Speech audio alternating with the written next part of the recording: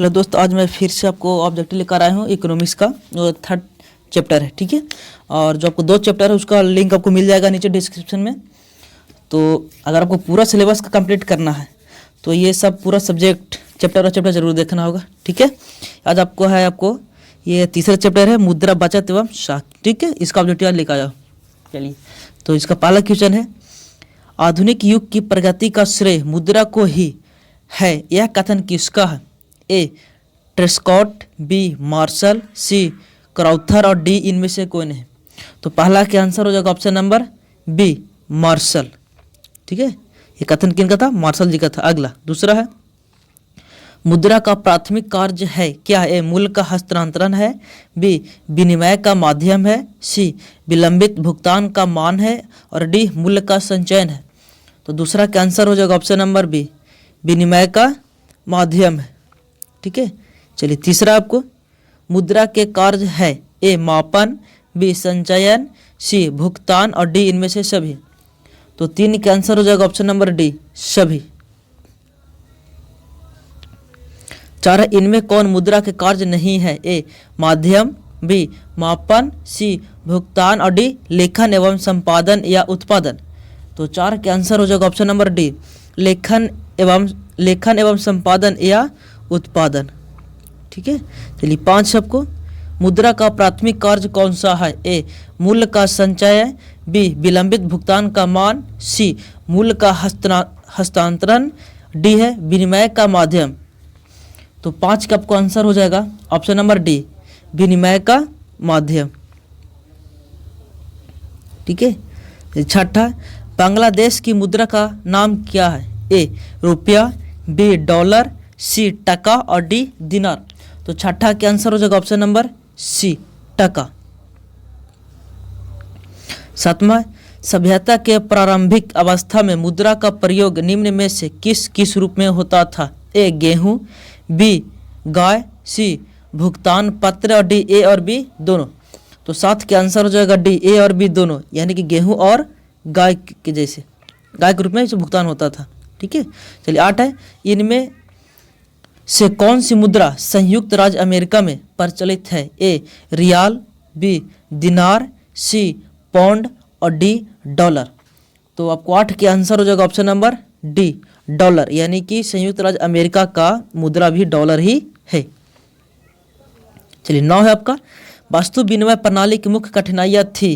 ए आवश्यकताओं के दोहरे संयोग का अभाव, बी मूल्य मापन की कठिनाई, सी दोनों और डी इनमें से कोई नहीं। तो 9 का आंसर हो जाएगा ऑप्शन नंबर ए आवश्यकताओं के दोहरे संयोग का अभाव। 10 आपको, निम्न में से किस प्रणाली के अंतर्गत आवश्यकताओं के दोहरे संयोग का अभाव होता है? ए मुद्रा प्रणाली, बी वस्तु विनिमय प्रणाली, सी दोनों में और डी इनमें से कोई नहीं। तो 10 के आंसर हो जाएगा ऑप्शन नंबर बी वस्तु विनिमय प्रणाली। 11 आपको, प्रारंभिक अवस्था में मनुष्य का व्यापार किस पर आधारित था? ए साख, बी वस्तु विनिमय, सी धातु मुद्रा और डी मोल जोल। तो 11 का आंसर जो ऑप्शन नंबर बी वस्तु विनिमय। 12 है आपको, विनिमय के कितने रूप हैं? ए 2, बी 3, सी 4 और डी इनमें से कोई नहीं। तो 12 के आंसर हो जाएगा ऑप्शन नंबर ए 2। 13 है, रुपया किस देश की मुद्रा है? ए भारत, बी पाकिस्तान, सी नेपाल और डी इनमें से सभी। तो 13 के आंसर हो जाएगा ऑप्शन नंबर डी इनमें से सभी। ठीक है, भारत, पाकिस्तान और नेपाल तीनों का मुद्रा क्या है? रुपया है। ठीक है, तो 14 क्वेश्चन आपको, विनिमय का सर्वोच्च माध्यम है? ए वस्तु, बी चेक, सी मुद्रा और डी प्रतिज्ञा पत्र। तो 14 के आंसर हो जाएगा ऑप्शन नंबर सी मुद्रा। ठीक है, यानी कि रुपये जिसको बोलते हैं पैसा। 15 है, वस्तु विनिमय प्रणाली के निम्न में कौन सी कठिनाइयाँ है? ए वस्तु विभाजन में कठिनाई, बी सर्वमान्य मूल्य मापक का अभाव, सी दोहरे संयोग का अभाव और डी उपयुक्त सभी। तो 15 का आंसर हो जाएगा ऑप्शन नंबर डी सभी। ठीक है, देखिए ऑप्शन अगर सभी है तो तीनों जो आंसर है ना, ये जो तीनों आंसर है वो सबको याद करना पड़ेगा। चलिए 16 है, प्राचीन युग में विनिमय की कौन सी प्रथा प्रचलित थी? ए वस्तु विनिमय, बी मौद्रिक विनिमय, सी ए और बी दोनों और डी इनमें से कोई नहीं। तो 16 का आंसर हो जाएगा ऑप्शन नंबर ए वस्तु विनिमय। 17 है विनिमय के कौन से रूप है? ए वस्तु विनिमय, बी मौद्रिक विनिमय, सी ए और बी दोनों, डी इनमें से कोई नहीं। तो 17 का आंसर हो जाएगा ऑप्शन नंबर सी ए और बी दोनों है, इन वस्तु विनिमय और मौद्रिक विनिमय भी। 18 मुद्रा वह है जो मूल्य का मापक और भुगतान का साधन है, यह किसका कथन है? ए सेलिगमैन, बी कोलबर्न, सी क्राउथर और डी नैप का।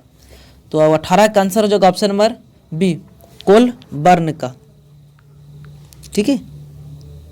19 आपको निम्न में कौन सा मुद्रा का एक आधुनिक रूप नहीं है? ए मुद्रा, बी जमा, सी ड्राफ्ट और डी इनमें से कोई नहीं। तो 19 का आंसर हो जाएगा ऑप्शन नंबर बी जमा।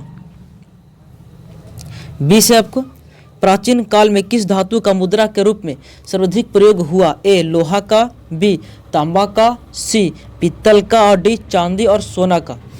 तो 20 के आंसर हो जाएगा ऑप्शन नंबर डी चांदी और सोना का। ठीक है। 21 आपको हमारे देश में किस मुद्रा को वैधानिक मान्यता प्राप्त है? ए वस्तु मुद्रा, बी शाख मुद्रा, सी पत्र मुद्रा और डी चेक।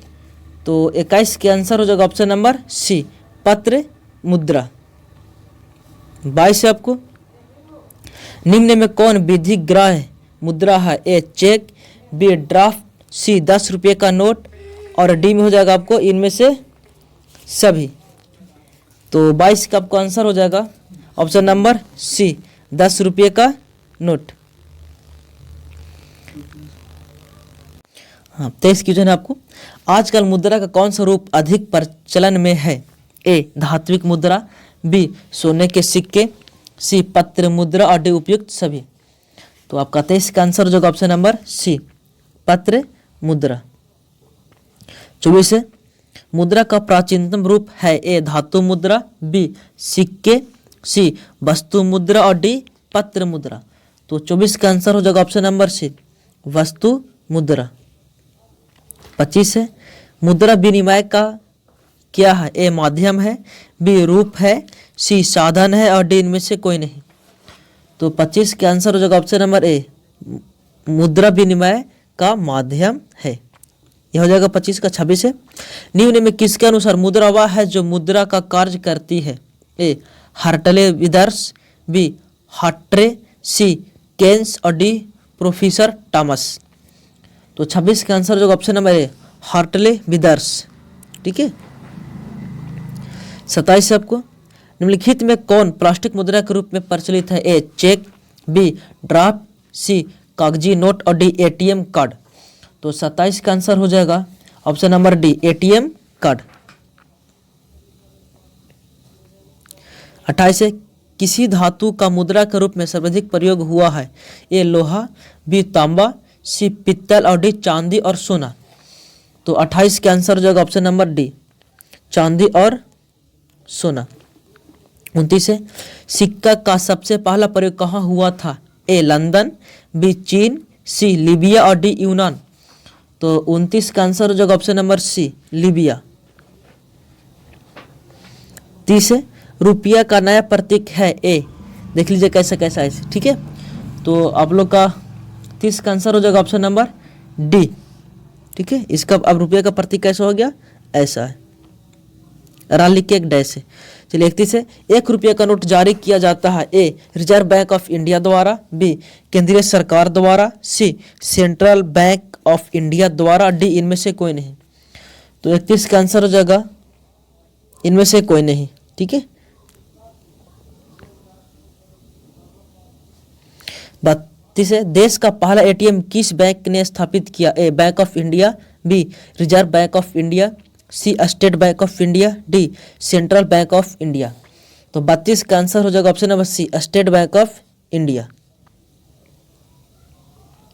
33 आपका आधुनिक युग की अर्थव्यवस्था का प्रगति का श्रेय किसको दिया जा सकता है? ए मुद्रा को, बी उद्योग को, सी कृषि को और डी इनमें से कोई नहीं। तो 33 का आपको आंसर हो जाएगा ऑप्शन नंबर ए मुद्रा को।